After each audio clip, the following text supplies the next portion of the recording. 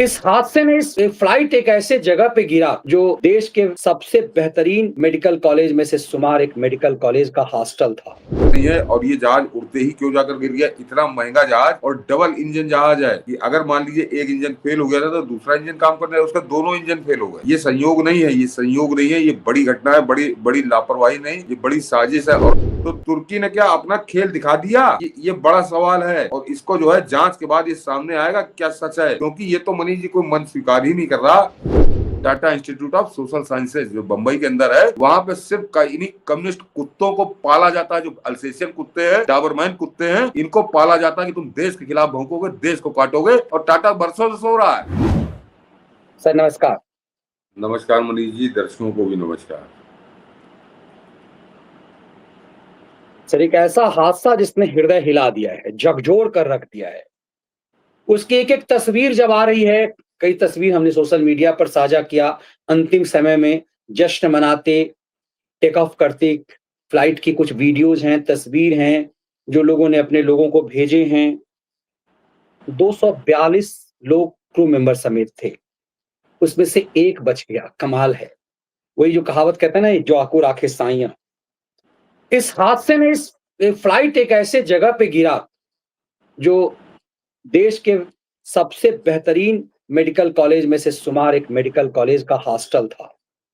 बताया जा रहा है कि उसमें भी भावी डॉक्टर कई काल की गाल में समा गए। ये हादसा एयर इंडिया का है। एयर इंडिया टाटा के संग में है। टाटा ने इन सब के लिए 1-1 करोड़ रुपए की तत्काल घोषणा की। ये काम खैर टाटा ही कर सकता था, लेकिन इस पूरी हृदय हिलाने वाली बात तो है ही, झकझोरने वाली बात तो है ही। लेकिन क्या ये हादसा ही है या इसमें साजिश की भी कुछ बू आ रही है? हाँ मनीष जी, लेकिन एक बात तो बिल्कुल तय है इस हादसे के बाद भी, कि कम से कम इस हादसे में अभी तक के जो मृतकों की संख्या है वो 297 है मनीष जी। 297 लोग मरे हैं, जिसमें से 241 जो हैं वो तो हवाई यात्री थे, उसमें से एक बच गया है। 242 यात्री थे, वो बच गया, और बाकी 241 लोगों की मौत हो गई। बाकी के जो 56 लोग मरे हैं उनको बचाया जा सकता था, उनको बचाया जा सकता था अगर इस देश का DGCA, director general of civil aviation, वो जाग रहा होता। वो पिछले कई सालों से उसको मिल रही चेतावनियों को उसने सुना होता, गंभीरता से लिया होता।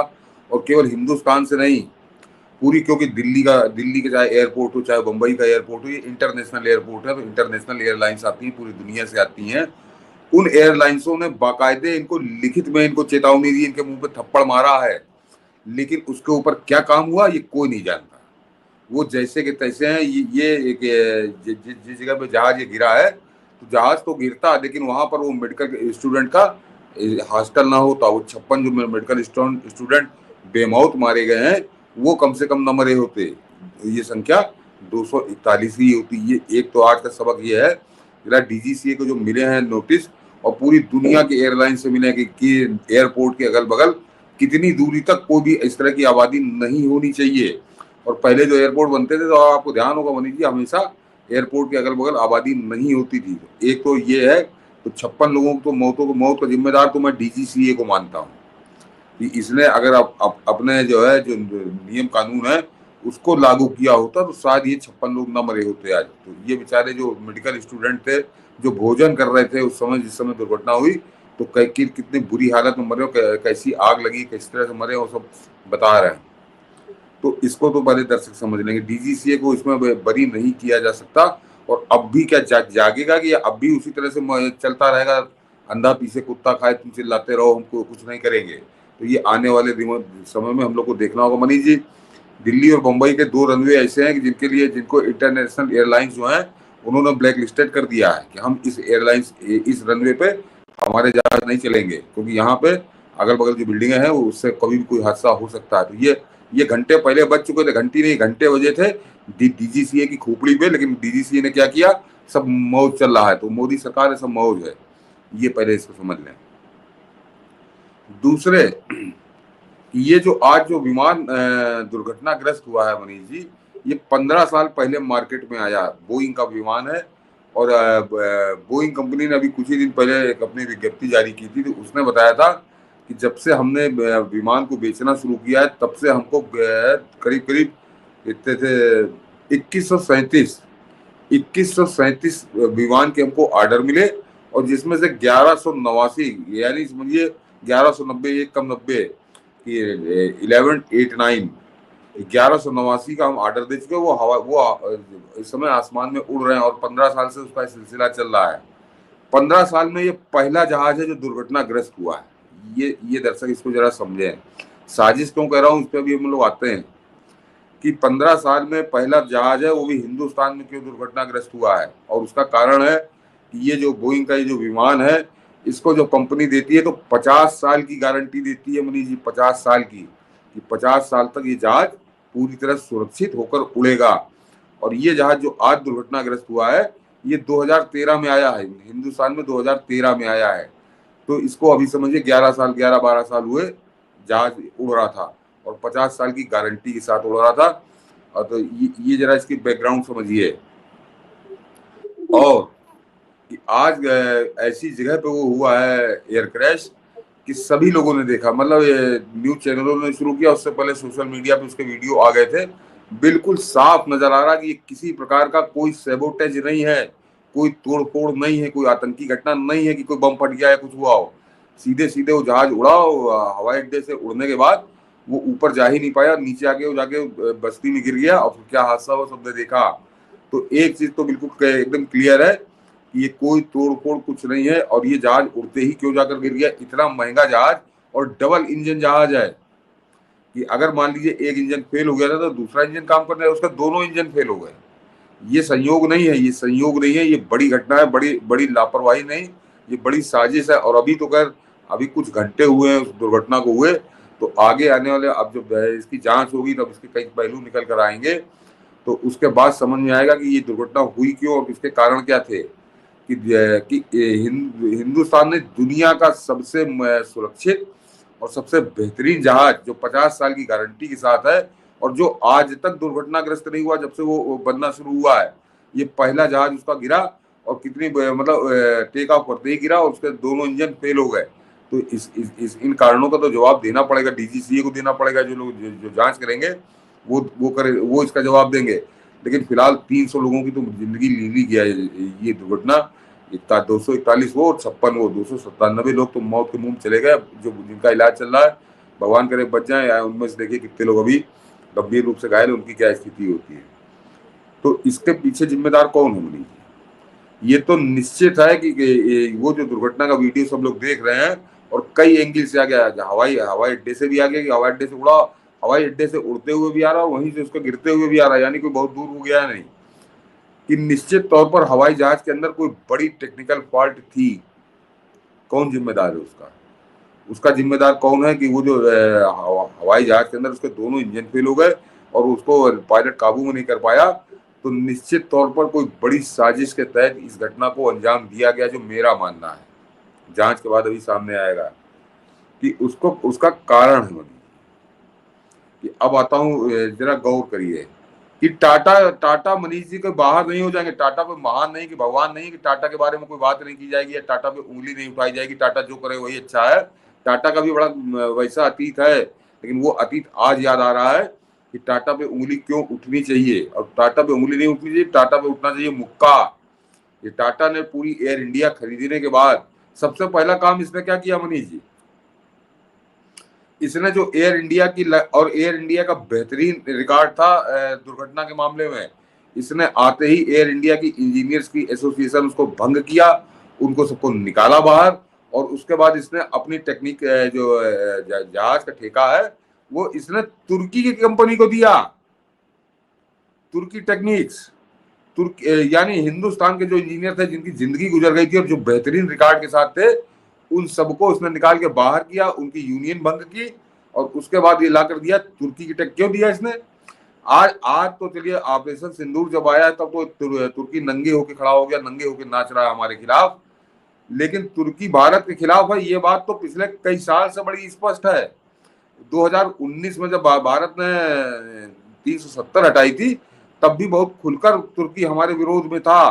तो एक पूरी दुनिया के अंदर जरा। और ऐसा नहीं कि तुर्की की एयरलाइंस कोई बड़ी अच्छी है या तुर्की के इंजीनियर बड़े मशहूर, नहीं। दुनिया के अंदर अगर एयरलाइंस की बात करें तो फ्रांस की एयरलाइंस बड़ी मशहूर है, इंग्लैंड की मशहूर है, अमेरिका की मशहूर है। वहां के इंजीनियर नहीं लाया, वहां की कंपनी नहीं लाया, टाटा लाया तुर्की की कंपनी को लेके, तुर्की का ठेका दिया उसने। तो ये ऑपरेशन सिंदूर तो चलिए आज हुआ, लेकिन उससे पहले ये तुर्की का जो कर्म बहुत बढ़िया नहीं थे। तो इस आदमी को इतनी तमीज नहीं थी। जो टाटा कंपनी के जो चेयरमैन बैठे हैं, जो टाटा कंपनी का पूरा प्रबंधन है, कि हम कहीं से लाए, क्या मतलब मनीष जी, कल को कुछ सस्ता मिलेगा तो इसका मतलब टाटा पाकिस्तान के इंजीनियर ले आएगा अपने यहाँ। कोई फर्क नहीं है, दर्शक समझे इस बात को, कि जैसे तुर्की वैसे पाकिस्तान।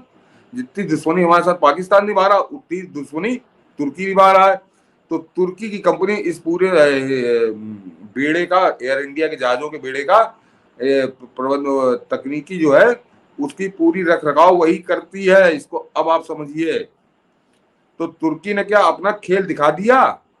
ये बड़ा सवाल है, और इसको जो है जांच के बाद ये सामने आएगा क्या सच है। क्योंकि ये तो मनीष जी कोई मन स्वीकार ही नहीं कर रहा कि जो कंपनी पूरी दुनिया में मशहूर रही हो, और जिसके डबल इंजन जो है वो जहाज के उड़ते ही फेल हो गए। यहाँ से जहाज उड़ा और वो उधर जाके गिर गया। मतलब आपने अगर देखा हो मनीष जी, तो एक वीडियो उसमें चल रहा है कि वो एयरपोर्ट से वो टेक ऑफ कर रहा है और आगे जाके वो गिर रहा है। यानी फ्रेम बदला नहीं है, एक ही फ्रेम में उसका उड़ना और गिरना दोनों दिखाई दे रहे हैं। तो उतने देर में दोनों इंजन फेल हो गए। ये कैसे संभव है? जब तक कोई स्पेशल शातिर दिमाग ने उसमें तोड़फोड़ न की हो। ड्राइवर अनाड़ी, वो जो है पायलट जो था वो अनाड़ी नहीं था। पायलट के लिए अब उनका आ रहा है कि 8200 घंटे, 8200 घंटों की उड़ान का उनको अनुभव था। उनके साथ जो सेकंड पायलट था वो 1100 घंटे की उसके बाद अनुभव था। तो कोई लौंडे लिहाड़ी नहीं उड़ा रहे थे इतनी इंपॉर्टेंट फ्लाइट को। और उसके बाद वो किस तरह से मौत के मुंह में चले गए, तो बेचारे वो भी चले गए, अपनी जिंदगी से हाथ उन्होंने धो दिया। तो इसके पीछे तो मनीष जी पूरी तरह से तुर्की की कंपनी को इसकी जांच अब देखिए आएगी सामने। मेरा शक, मेरे संदेह की सुई 100% उस तुर्की की कंपनी को है। उसके कर्मचारी, किस कर्मचारी ने पूरा खेल किया है, ये आएगा सामने और आना चाहिए। और अब ये मोदी सरकार की कसौटी है कि कैसे इसकी जांच होती है, और कितने लोगों पे डंडा चलता है, कितने लोगों को सजा होती है, कितने लोगों को निपटाया जाता है। और टाटा को माफ नहीं करना चाहिए। टाटा जो जिसने कहा है कि 1 करोड़ रुपए देंगे, उसके घर में कोई मार डाला जाए और कहे तुमको 1 करोड़ रुपए देंगे, तुम अब भूल जाओ इसको। जो हवाई जहाज से लंदन इंग्लैंड जा रहे थे, उनके लिए 1 करोड़ रुपए मायने नहीं रखते मनीष जी। वो जो डॉक्टर मर गए, 56 डॉक्टर जिनकी मौत हो गई, खाना खाते समय मर गए, उनको 1 करोड़ रुपए देके उनके घर वालों के आंसू पोंछोगे? उससे देश का कितना बड़ा नुकसान हुआ। 56 डॉक्टर एक साथ खत्म हो गए। तो ये टाटा का महापाप है, और इसके लिए टाटा को जवाब देना चाहिए। और ये ऐसा नहीं है कि ये कोई अचानक हुआ है। टाटा पे जूता चल चुका था। टाटा 1 जून को टाटा ने आके सफाई दी थी कि हम जो है इस पे हम काम कर रहे हैं, हम अभी विचार कर रहे हैं कि इस कंपनी को हम हटाएं। और उस पर जो वो दिया था अपना तर्क कि क्योंकि देश की भावनाएं ऐसी है, तो हम देश की भावनाओं को अनदेखा नहीं कर सकते। लेकिन फिलहाल अभी तक अनदेखा किए हुए थे, और 1 जून की वो खबर है, तो 1 जून को वो अनदेखा कर रहे थे किस तरीके से। तो अब टाटा को आकर बताना चाहिए कि ये हुआ क्या। और टाटा का मनीष जी मैं फिर बता दूं कि अक्सर टाटा बड़े अच्छे संदर्भों में बात होती है, हम लोग भी बात करते हैं। टाटा के कुछ कर्म बड़े गंदे हैं। एक Tata Institute of Social sciences है बंबई के अंदर। जो दर्शक होंगे बॉम्बे के, उनको अच्छे से ज्ञात होगा। और वहां पर एडमिशन एक बड़ा माना जाता है कि बड़ा स्टेटस सिंबल है कि अगर एडमिशन हो जाए। मेरे एक पत्रकार मित्र हैं मनीष जी, उनकी बेटी का रिटर्न सब हो गया। उसका जो आखिरी इंटरव्यू हुआ, तो जो कुछ लोगों से बात की, तो मालूम है उन्होंने क्या कहा था कि बिल्कुल भी कहीं भी तुम ऐसी कोई बात मत कर देना कि तुम मोदी या भाजपा या आरएसएस या इस विचारधारा के बारे में अपना कतई लगाव ना प्रस्तुत कर देना। 100% कम्युनिस्ट वाली विचारधारा पे बात करना। ऐसा लगे उनको जो तुम्हारा इंटरव्यू लेने बैठे हैं कि तुम कम्युनिस्ट हो, तब तुम्हारा एडमिशन वहां पे होगा। और बाद में एडमिशन नहीं हुआ, क्योंकि वो बेटी दूसरे विचारधारा, कम्युनिस्ट विचारधारा की नहीं थी। तो एक तरह से हिंदुस्तान के अंदर, मैं कह रहा हूं कि हिंदुस्तान के अंदर सबसे बड़ा अड्डा अगर कोई है तो TISS, Tata Institute of Social Sciences, जो बंबई के अंदर है। वहां पे सिर्फ इन्हीं कम्युनिस्ट कुत्तों को पाला जाता है, जो अल्सेशियन कुत्ते हैं, डाबरमैन कुत्ते हैं। इनको पाला जाता है कि तुम देश के खिलाफ भौंकोगे, देश को काटोगे, और टाटा बरसों से सो रहा है। टाटा की ये पहचान आज से नहीं, पिछले 20 साल से है। तो टाटा ऐसा नहीं कि टाटा बड़े दूध के धुले हैं, वो और लोग बहुत गंदे हैं, तो उनमें कुछ ठीक है, लेकिन आज ये 300 लोगों की हत्या हुई है। ये 300 लोगों की हत्या हुई है। इस हत्या के बाद तो टाटा नंगा होकर सामने आ गया। और आज और याद दिला दूं कि जिस समय 2010 में वो आई थी मनीष जी खुलकर रिकॉर्डिंग आई थी नीरा राडिया की, कि दलाली चल रही थी, तो उस दलाली में नीरा राडिया के साथ सौदेबाजी रतन टाटा भी कर रहे थे। तो ऐसा नहीं कि कोई बड़े ये लोग महापुरुष हैं। आज ये आए हैं, सामने हुए, नंगे हुए, इसके बाद तो ये 1 करोड़ रुपए देने क्या बात कर रहे हैं। तुम्हारे पास बहुत पैसा है, लेकिन तुमने देश को दांव पे लगाया था, और तुर्की आज सफल हो गया। मेरा अपना मानना है कि तुर्की सफल हो गया, और तुर्की ने भारत के गाल पे थप्पड़ मारा है उस कंपनी के माध्यम से। अन्यथा जो जहाज 50 साल की गारंटी के साथ हो, और आज तक जिसका जो दुर्घटनाग्रस्त नहीं हुआ, वो उड़ते ही उसका दोनों इंजन फेल हो गए। कैसे हो गए ये? तो वो क्योंकि एयर इंडिया को पूरा जो है टाटा ने लेकर एयर इंडिया को सौंप दिया था उस तुर्की की कंपनी को, और उसके बाद बता रहे थे कि अभी तो हम सफाई दे रहे हैं, देख रहे हैं क्या है। तो ये जो एंगल होगा, ये आने वाले समय में बताएगा कि कौन इसका दोषी है, क्योंकि ये सामान्य हादसा नहीं है।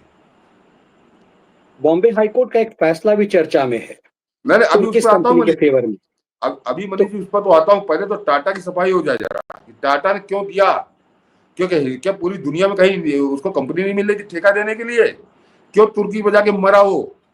तो आज वो फिदा हुआ तुर्की में, देश के दुश्मन पे, उसकी कीमत हिंदुस्तान को 300 लाशों के साथ चुकानी पड़ी है। 297 लाशें बिक चुकी है, और अभी देखिए कितने लोग और बचते हैं इसमें। तो क्या आपको लग रहा है कि मतलब ये टाटा का तुर्की प्रेम जो है उसकी कीमत देश ने चुकाया है? मैं बिल्कुल सेकुलरिज्म उसी एंगल को आगे जोड़ रहा हूं